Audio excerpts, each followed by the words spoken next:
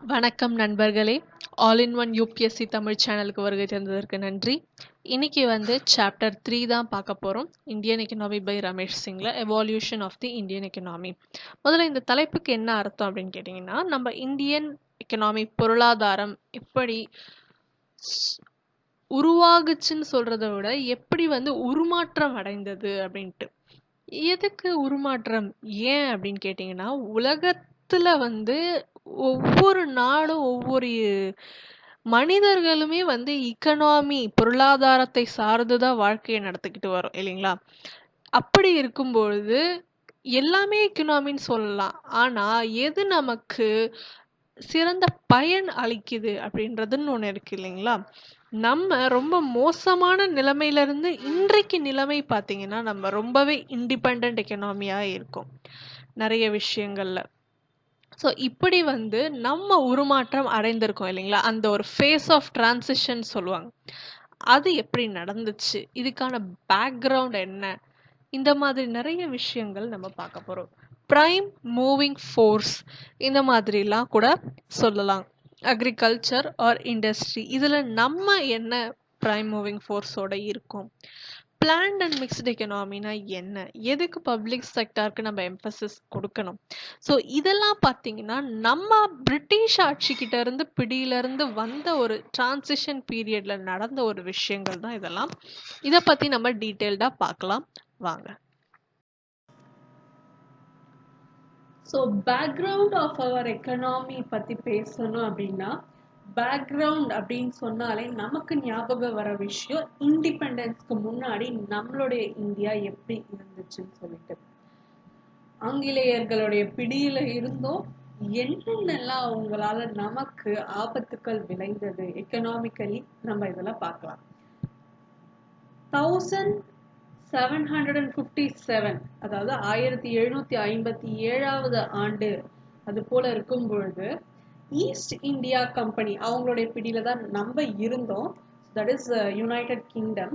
அவங்க நம்மளுடைய பெங்கால் கவர்னன்ஸை ஃபுல்லா கேப்சர் பண்ணாங்க. அப்படிதான் நம்மளுடைய இந்தியாக்குள்ள ஊடுருவி வந்தவங்க என்ன பண்ணாங்க அப்படின்னா, பெங்காலுக்கு தேவையான அந்த ஒரு, அதாவது பிரிட்டிஷ்க்கும் இந்தியாவுக்கும் எக்ஸ்ப்ளாய்டேட்டிவான ஒரு ரிலேஷன் தான் இருந்துச்சு.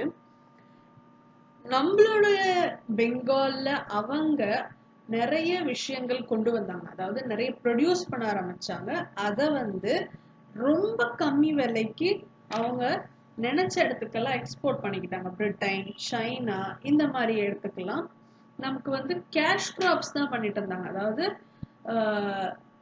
என்னெல்லாம் ஓபியம் இந்த மாதிரியான கிராப்ஸ் அவங்களுக்கு எதெல்லாம் சாதகமா படுதோ அது எல்லாமே நம்ம மூலியமா விளைவிச்சு அவங்க எடுத்துக்கிட்டாங்க. அதுக்கப்புறம் நம்ம நாட்டுல போடுற டாக்ஸை அவங்க எக்ஸ்போர்ட்டுக்கோ இல்ல வேற கண்ட்ரீஸ்க்கோ அவங்களுடைய பர்சனல் யூசஸ்க்காக அவங்க, அதாவது ஃபாரின் யூஸ்க்காக யூஸ் பண்ணிக்கிட்டாங்க. இது எவ்வளவு பெரிய ஒரு கொடுமை அப்படின்றது நமக்கு இந்த மாதிரி நடக்கும்பொழுது எப்படி நம்மளுடைய எக்கனாமி இருந்திருக்கும்னு கொஞ்சம் யோசிச்சு பாருங்க. அதாவது யூரோப்பியனுடைய டெக்னாலஜி ஏஷியாவுக்கு டிரான்ஸ்ஃபர் ஆன மாதிரி அவ்வளோ ஒரு சாட்சிகள் எதுவுமே இல்லைன்னு சொல்றாங்க. நம்மளுடைய ஏஷியால இருந்து தான் யூரோப்புக்கு நிறைய போயிருக்குன்னு சொல்லிட்டு சொல்றாங்க. என்ன பாத்தீங்கன்னா, இந்தியால முழுக்க முழுக்க இண்டிபெண்டன்ஸ்க்கு முன்னாடி நம்ம ஃபாரினுடைய வளர்ச்சிக்காக மட்டுமே நம்ம பாடுபட்டிருக்கோன்ற மாதிரி சொல்றாங்க.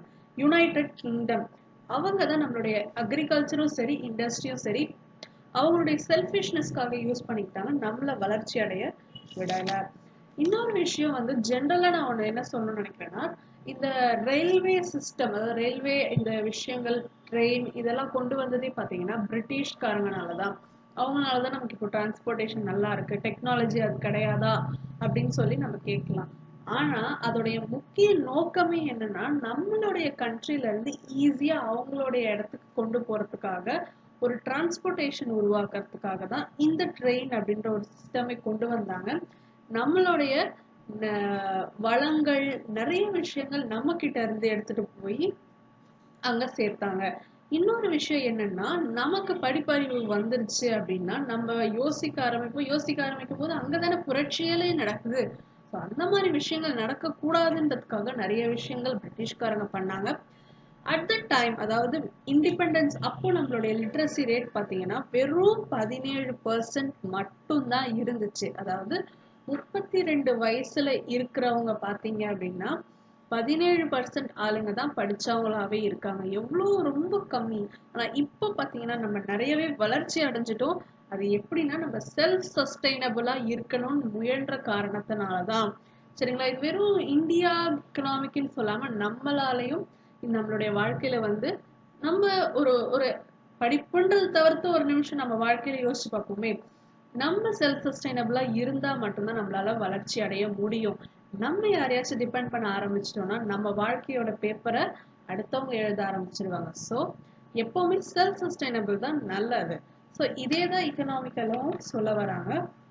இன்னொரு ஒரு ஃபேக்ட் உங்களுக்கு சொல்றேன் நான். இதுல தான் I mean Indian economy by Ramesh Singh அவருடைய சாப்டர் தான் நான் உங்களுக்கு சொல்றேன். அதில் என்னென்ன நல்ல ஃபேக்ட்ஸ்லாம் கொடுத்துருக்காங்களோ அதெல்லாம் நான் உங்களுக்கு ஷேர் பண்றேன்.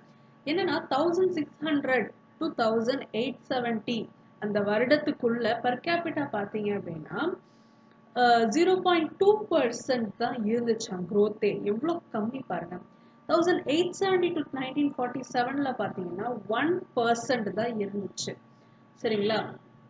என்ன அப்படின்னா 1899வது ஆண்டுல பெர் கேபிட்டா இன்கம் அப்படின்றது பாத்தீங்கன்னா 39.5 ரூபாய் தான் இருந்திருக்கு. அதாவது 40 ரூபாய் ஒரு பெர் கேபிட்டா இன்கம். இது எங்கேயாவது பத்துமா?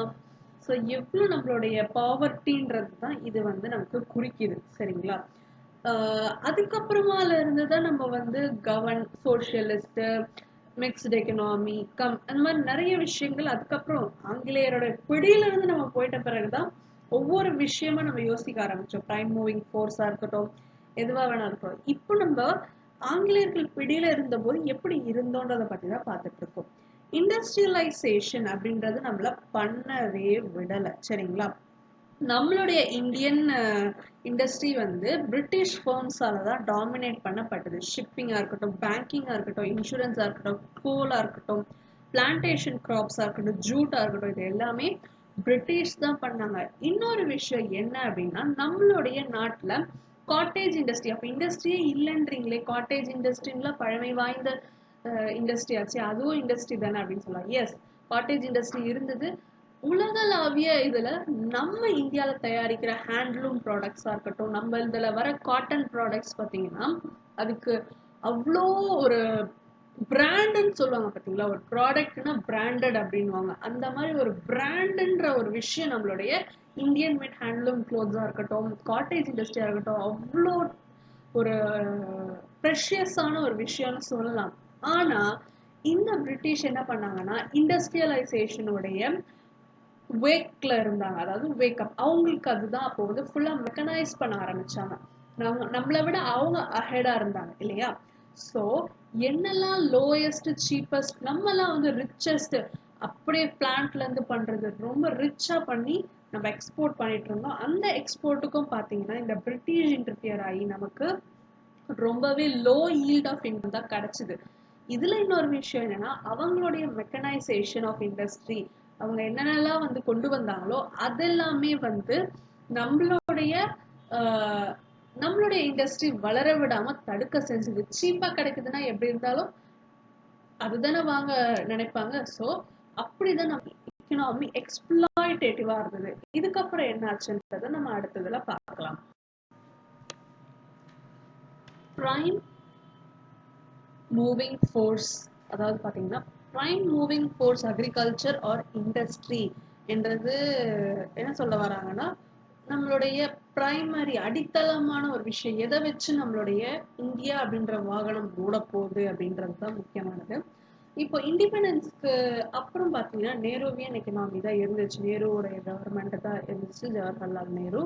அவர் என்ன சொன்னாருன்னு பார்த்தீங்கன்னா ஹெவி மெக்கனைசேஷன், இண்டஸ்ட்ரியலைசேஷன் இருந்தால் மட்டும்தான் நம்மளுடைய எக்கனாமி டெவலப் ஆகும்னு சொன்னாங்க. இப்போ அக்ரிகல்ச்சராக இருக்கட்டும் சரி, அது டெவலப் ஆகணும்னாலும் ட்ரெடிஷ்னல் மெத்தட் ஆஃப் ஃபார்மிங் அப்படின்றது போய் மெக்கானிசம் வந்தால் தான் நம்மளால க்ரோ ஆக முடியும். ஸோ இண்டஸ்ட்ரி ஹெவி மெஷின்ஸ் இருக்கணும், இன்ஃப்ராஸ்ட்ரக்சர் டெவலப்மெண்ட் இண்டஸ்ட்ரீஸ் இருக்கணும்னு சொல்லிட்டு மிகப்பெரிய கனவு கண்டாரு. ஆனா இதெல்லாம் எப்படி டிராபேக்ல ஆச்சு அப்படின்னா, நிறைய விஷயங்கள் நம்ம கிட்ட லேக் இருந்துச்சு. அதாவது lack of manpower, skilled labour இல்ல. இன்னொன்னு பாத்தீங்கன்னா பவர் டிரான்ஸ்போர்டேஷன் கம்யூனிகேஷன் இல்ல.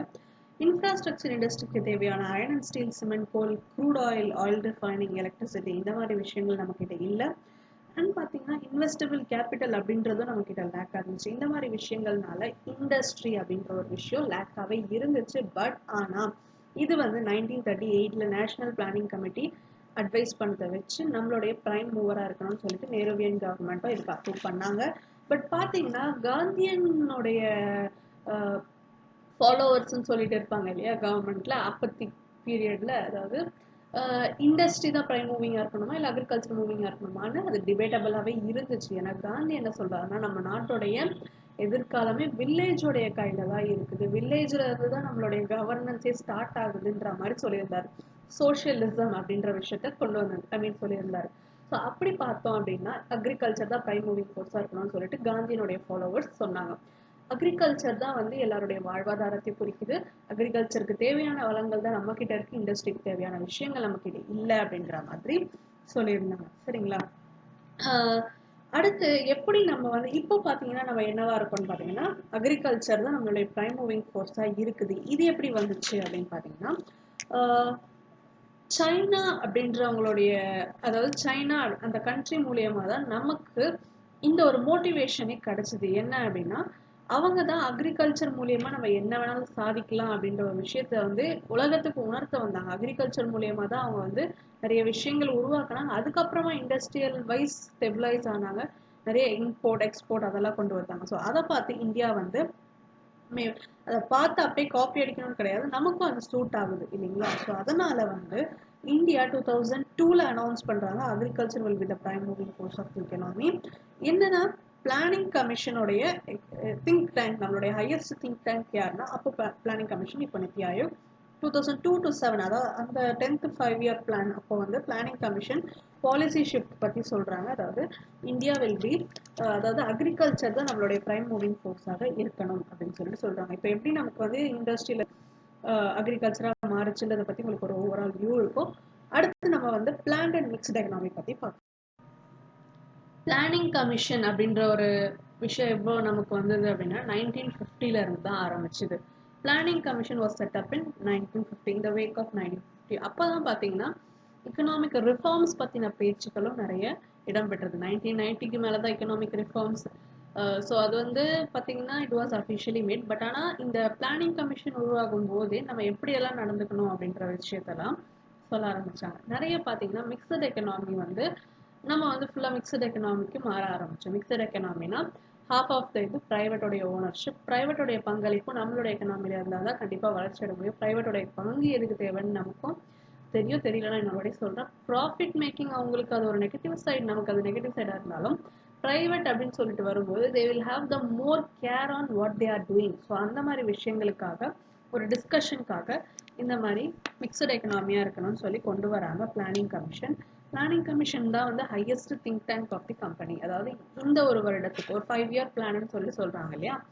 ஸோ இது வந்து எப்படி நடக்கணும், என்னென்னலாம் நம்மளுடைய எக்கனாமிக்கலி என்னென்ன விஷயங்களாக இருக்கலாம், என்னவாக வேணாலும் இருக்கலாம். ஸோ வளர்ச்சி அடைவதற்கு தேவையான எல்லா விஷயங்களுமே இந்த வந்து திங்க் டேங்க், அதாவது பிளானிங் கமிஷன் தான் நமக்கு டிசைட் பண்ணி சொல்லும். 5-year பிளான் சொல்லிட்டு ஒன்று ஃப்ரேம் பண்ணுவாங்க இல்லையா? ஸோ அதுக்கு வந்து இந்த பிளானிங் கமிஷனோட ஹெல்ப் மூலயமா தான் நம்மளுடைய கவர்மெண்ட் டிசைட் பண்ணுவாங்க. சரியா?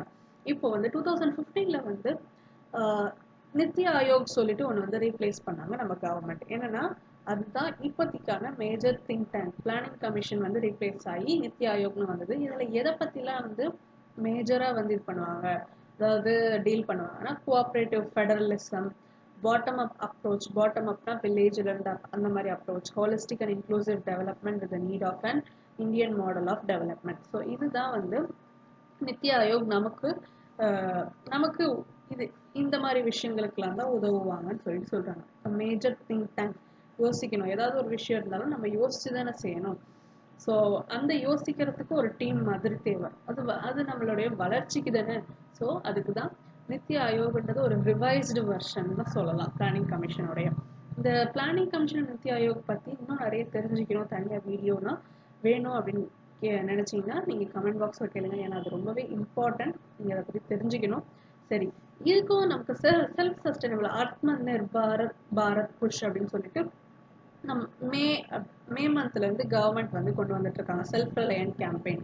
ஸோ இதுல என்னெல்லாம் 5 பில்லர் அப்படின்னு பார்த்தீங்கன்னா, economy, infrastructure system, vibrant demography and demand, இதெல்லாம் இருந்தால் தான் நமக்கு நம்ம செல்ஃப் சஸ்டைனபிளா இருக்க முடியும். மேக் இன் இந்தியா, எல்லாமே இந்தியாக்குள்ளேயே செய்யுங்க, அந்த மாதிரி, அதாவது ப்ரொடியூஸ் பண்றது இந்தியாவுக்குள்ளே ப்ரொடியூஸ் பண்ணுங்க, இந்த மாதிரி விஷயங்கள் தான் பிளான்ட் அண்ட் மிக்ஸ்டு எக்கனாமியில் நம்ம பார்க்குறோம். ஸோ செல்ஃப் ரிலையன்ட் அப்படின்ற ஒரு விஷயம் இப்போ கரண்ட்ல வந்துட்டு இருக்கு, அதை பத்தி நீங்க தெரிஞ்சுக்கணும். சரிங்களா? ஸோ நம்ம அடுத்தது போலாம். Emphasis on the public sector. எதுக்கு பப்ளிக் செக்டாருக்கு மெயின் எம்பசிஸ் கொண்டு வரணும்? Private sector, mixed economy, private public ரெண்டுத்தோடைய ஈக்குவல் கான்ட்ரிபியூஷன் தேவை. ஆனால் எஸ்பெஷலி பப்ளிக் செக்டாருக்கு ஏன் எம்பசிஸ் தேவை அப்படின்றத நம்ம ஒவ்வொரு இதுவாக பார்க்கலாம். ஃபர்ஸ்ட் வந்து இன்ஃப்ராஸ்ட்ரக்சர் நீட்ஸ். இன்ஃப்ராஸ்ட்ரக்சர் அப்படின்றது பார்த்தீங்கன்னா அக்ரிகல்ச்சரல் எக்கனாமியாக இருக்கட்டும், இண்டஸ்ட்ரியல் எக்கனாமியாக இருக்கட்டும், இன்ஃப்ராஸ்ட்ரக்சர்ன்றது நீடு இல்லைங்களா? ஸோ நமக்கு இண்டிபெண்டன்ஸ்க்கு முன்னாடி ஆர் த இண்டிபெண்டன்ஸ் டைம்ல பார்த்தீங்கன்னா நமக்கு வந்து இன்ஃப்ராஸ்ட்ரக்சர் அப்படின்றதே சுத்தமாக இல்லை அப்படின்றாங்க. பவர், டிரான்ஸ்போர்ட்டேஷன், கம்யூனிகேஷன் இதெல்லாம் ரொம்ப லோவாக இருந்துச்சு. நம்மளோட எக்கனாமி வளர்ச்சி அடையறதுக்கான விஷயங்கள் இதில் தான் தடைப்பட்டது. சரி, இதுக்கு வந்து பப்ளிக் செக்டார் தான் வரணுமா, பிரைவேட் செக்டார் வரக்கூடாதா அப்படின்னா, அப்போ இந்த வேக்ல பார்த்தீங்க அப்படின்னா, வேக் ஆஃப் தி, அதாவது இது கண்டுபிடிக்கிற ஸ்டார்டிங் பீரியட்ல வந்து பிரைவேட் செக்டார்ஸ்லாம் முன் வரலை. இதுலலாம் வந்து heavy investment, technology, skilled man power, இந்த மாதிரி விஷயங்களுக்குலாம் பார்த்தீங்க அப்படின்னா பிரைவேட் செக்டார் வந்து they did not take the initiative to come forward. சரிங்களா? இன்ஃப்ராஸ்ட்ரக்சர் நீட்ஸ் அப்படின்றது பார்த்தீங்கன்னா இதெல்லாம் வந்து infrastructure is a basic thing. So அதுக்கு பப்ளிக் செக்டரோடைய கான்ட்ரிபியூஷன் ரொம்ப தேவை அப்படின்றாங்க. நெக்ஸ்ட் பார்த்தீங்கன்னா இண்டஸ்ட்ரியல் நீட்ஸ். இண்டஸ்ட்ரியல் நீட்ஸ் அப்படின்னு சொல்லும்போது basic industry, infrastructure industry, core sector, natural gas, fertilisers, இந்த மாதிரி ஒரு பேசிக்னு சொல்லிட்டு ஒன்று இருக்கும். இதெல்லாம் என்னென்ன ப்ராடக்ட்ஸ் சொல்லலாம்னு பார்த்தீங்கன்னா refinery products, electricity, steel, coal, crude oil, natural gas, cement, fertilisers, இந்த மாதிரி இண்டஸ்ட்ரீஸ்க்கெல்லாம் வந்து கவர்மெண்டோடைய இன்டர்ஃபியரன்ஸ் தேவை. ஏன்னா இந்த மாதிரி பொருட்கள்லாம் பார்த்தீங்கன்னா பிரைவேட் மூலியமா, ஈவன் தான் பிரைவேட்டால நல்ல ஒரு டெக்னாலஜிக்கலா நல்ல ஒரு கான்ட்ரிபியூஷன் கொடுக்க முடியும்னாலும் பிரைவேட் மூலியமா நம்ம இந்த மாதிரி பண்ணோம் அப்படின்னா அதோடைய அவுட்புட் பார்த்தீங்க அப்படின்னா விலை உயர்ந்ததாக இருக்கும். மக்களுடைய பர்ச்சேசிங் பவர் அப்படின்றது கம்மியாக தானே இருக்கு. ஸோ மக்களால் அஃபோர்ட் பண்ண முடியாது. ஸோ இந்த மாதிரி விஷயங்கள், இந்த மாதிரி பேசிக் இண்டஸ்ட்ரீஸ்க்கெல்லாம் வந்து பப்ளிக் செக்டருடைய எம்பசிஸ் ரொம்பவே முக்கியம் அப்படின்னு சொல்றாரு. நெக்ஸ்ட் பார்த்தீங்க அப்படின்னா employment generation. So employment generation பற்றி சொல்லணும்னா இதில் ஏன் ப்ரைவேட் செக்டர்ஸில் கூட தான் வந்து எம்ப்ளாய்மெண்ட் ஜென்ரேஷன்ஸ்லாம் இருக்குது, இதுக்கு ஏன் எம்பசிஸ் கொடுக்கணும்னா நான் உங்களுக்கு தெளிவாக சொல்கிறேன். இப்போ ப்ரைவேட் அப்படின்றவங்க பார்த்தீங்கன்னா அவங்களுக்கு வந்து ஆன் த ஹோல் அவங்களுடைய கேபிட்டல், அவங்களுடைய ஓன் கான்ட்ரிபியூஷன் மூலியமாக தான் அது வந்து ரன் ஆகுது இல்லைங்களா? இவன் ஒரு ஷேர்ஸ் மூலியமா இது பண்ணாலும் on the whole they have to repay. So அவங்களுக்கு வந்து ப்ராஃபிட் மேக்கிங், எப்படியாச்சும் நமக்கு ப்ராஃபிட் வேணுன்றது மட்டும்தான் மோட்டிவாக இருக்கும். இதுவே கவர்மெண்ட் பார்த்தீங்கன்னா நம்ம கையில இருந்து கலெக்ட் பண்ற டாக்ஸ், இன்டர்னல் அண்ட் எக்ஸ்டர்னல் போரோயிங், இந்த மாதிரி ஒரு ஃப்ரெஷ் கரன்சிஸ், இந்த மாதிரிலாம் வச்சுதான் வந்து கண்டிப்பா ஒரு பிஎஸ்யூவை ரன் பண்ணுவாங்க, பப்ளிக் செக்டர் அண்டர்டேக்கிங்ஸ். அப்படி பண்ணும்போது when they collect tax from us they have to do something in return இல்லைங்களா? அதுக்கு பதிலாக தான் இந்த எம்ப்ளாய்மெண்ட் ஜென்ரேஷன்ன்றத பண்றாங்க. இன்னொரு விஷயம் என்னன்னு பார்த்தீங்கன்னா நம்மளுடைய பழைய கேஸ்ட் சிஸ்டம் அப்படின்றது பார்த்தீங்கன்னா இப்போ பார்த்தீங்கன்னா நிறைய சோஷியல் சேஞ்ச் ஏற்பட்டிருக்கு. அதெல்லாம் கவர்மெண்ட்னால தான். இந்த சோஷியல், அதாவது முன்னாடி காலத்தில் எப்படி இருந்துச்சு, அதாவது இண்டிபெண்டன்ஸ், ப்ரீ இண்டிபெண்டன்ஸ் முன்னாடி வந்து கேஸ்ட் அப்படின்றது நிறைய இருந்துச்சு. கேஸ்ட் டாமினன்ஸ், அதாவது ஒருத்தவங்க வந்து பிஸ்னஸ் ரன் பண்ணுறாங்க, இந்த மாதிரி கேஸ்ட்டுக்கெல்லாம் நாங்கள் வந்து இடம் கொடுக்க மாட்டோம் அப்படின்றதெல்லாம் நிறைய இருந்துச்சு. சோஷியல் சேஞ்சஸ் நடக்கும்பொழுது கவர்மெண்ட் என்ன பண்ணாங்கன்னா வீக்கர் செக்ஷன்ஸ்க்கு ரிசர்வேஷன், இந்த மாதிரி நிறைய விஷயங்கள், நல்ல விஷயங்கள் எல்லாம் கொண்டு வந்து பிஎஸ்யூ, பப்ளிக் செக்டர் அண்டர்டேக்கிங்ஸ் அப்போ they give the job, ஓகேங்களா? அவங்களே கன்சிடர் பண்ணி ஜாப் கொடுக்க ஆரம்பிச்சாங்க. லேண்ட் ரிஃபார்ம்ஸ் எல்லாம் எவ்வளவு நல்லா நடந்துச்சுன்னு நமக்கே தெரியும் இல்லைங்களா? ஸோ இந்த மாதிரி இருக்கும்பொழுது பப்ளிக் செக்டர் அண்டர்டேக்கிங்ஸ்ல வந்து ஏழைகளுக்கும் ஒரு பங்கு இருக்கணும். ஏழைகள் மட்டும் இல்லாம எல்லாருக்குமே யாருக்கெல்லாம் வாய்ப்பு வேணும், ஜாப் வேணுமோ அவங்களுக்கெல்லாம் கிடைக்கணுன்ற மாதிரி அவங்களுடைய அதாவது எம்ப்ளாய்மெண்ட் ஜென்ரேஷனுக்கு பிஎஸ்யூ எவ்வளவு முக்கியம் அப்படின்றது இது சொல்லுது. ஓகேங்களா? இன்னொரு விஷயம் அப்படின்னு பாத்தீங்கன்னா, சேலரி அப்படின்றது வந்து நமக்கு நிறைய தருவாங்க. அவங்களுடைய மோட்டிவ் வெறும் எக்கனாமி அப்படின்னு மட்டும் இல்லாம ஒரு மாஸ்னா யாரு? நம்ம தான் பீப்புள். நம்மளுடைய எம்ப்ளாய்மெண்ட், நம்மளுடைய வாழ்வாதாரம் அவங்களுடைய குறிக்கோள்ல இருக்கும். சரிங்களா? இன்னொரு ஒரு சின்ன டிப், இது வந்து டிஎன்பிஎஸ்சியில் உங்களுக்கு கேட்டா கேட்கலாம். யார் வந்து பிஎஸ்யூவை டெம்பிள்ஸ் ஆஃப் மாடர்ன் இந்தியான்னு சொல்லி சொன்னாங்கன்னு சொல்லிட்டு கேட்கலாம். ஆப்ஷன்ஸ்ல கொடுக்கலாம். நம்மளுடைய பண்டிட் ஜவஹர்லால் நேரு தான் டெம்பிள்ஸ் ஆஃப் மாடர்ன் இந்தியா, பிஎஸ்யூவை டெம்பிள்ஸ் ஆஃப் மாடர்ன் இந்தியான்னு சொல்லியிருக்காங்க. ஸோ இது நோட் பண்ணிக்கோங்க, டிஎன்பிஎஸ்சியில கேட்கலாம். நெக்ஸ்ட் வந்து profit and development of social sector. Social sector அப்படின்னு சொல்லும்போது நமக்கு வந்து சோஷியல் செக்டரை நம்பி தான் மோஸ்ட் ஆஃப் த பீப்புள் நம்ம இந்தியாவில் இருக்கோம். சரிங்களா? ப்ராஃபிட்ன்றது கவர்மெண்ட்டுக்கும் ப்ராஃபிட் தேவை, அதே சமயம் நம்மளும் இதில் வளர்ச்சி அடையணும். எதெல்லாம் சோஷியல் செக்டார்ஸ் கீழே வருதுன்னு பார்த்தீங்கன்னா, education, health care, nutrition, drinking water, social security etcetera. Social செக்யூரிட்டினா எதுவுமே கிடையாது. பென்ஷன், பிஎஃப் அமௌண்ட்டு, நமக்கு வந்து ரிட்டையர்டு ஆகிட்ட பிறகு கிடைக்கிற அமௌண்ட் பேர் தான் இது. இந்த மாதிரி சோஷியல் குட்ஸ் இதில் தான் வந்து கவர்மெண்டோட இன்டர்ஃபியரன்ஸ் இருந்தால் தான் நமக்கு வந்து பெனிஃபிட் கிடைக்கும். அவங்களுக்கும் some kind of invest பண்ணி they can generate assets out of it. ஓகேங்களா? நெக்ஸ்ட் வந்து rise of the private sector. இது எதுவுமே இல்லை, நான் ஸ்டார்டிங்ல சொல்லியிருந்த பேசிக் இண்டஸ்ட்ரீஸ், இன்ஃப்ராஸ்ட்ரக்சர் நீட்ஸ், இதெல்லாமே வந்து கவர்மெண்டோட இன்டர்ஃபியரன்ஸ் இருக்கணும். பிகாஸ் பிரைவேட் முன் வரல, கவர்மெண்டோடைய இது இருக்கணும், இன்டர்ஃபியரன்ஸ் இருக்கணும்னு சொல்லியிருக்கேன் இல்லைங்களா? ஸோ நம்ம வந்து கோடு போட்டால், அதாவது கவர்மெண்ட் கோடு போட்டாதான் பிரைவேட் ரோடு போட முடியும்ன்றது ஒரு ஜஸ்ட் ஒரு சும்மா ஒரு ஃபன் டயலாக் தான் இது. பட் ஆனால் உண்மையிலே பார்த்தீங்கன்னா எஸ், கவர்மெண்டோடைய ஒரு ஸ்டார்டிங் பாயிண்ட் இது மாதிரிலாம் நம்ம வந்து இன்ஃப்ராஸ்ட்ரக்சர்லாம் ரெடி பண்ணி கொடுத்தாதான்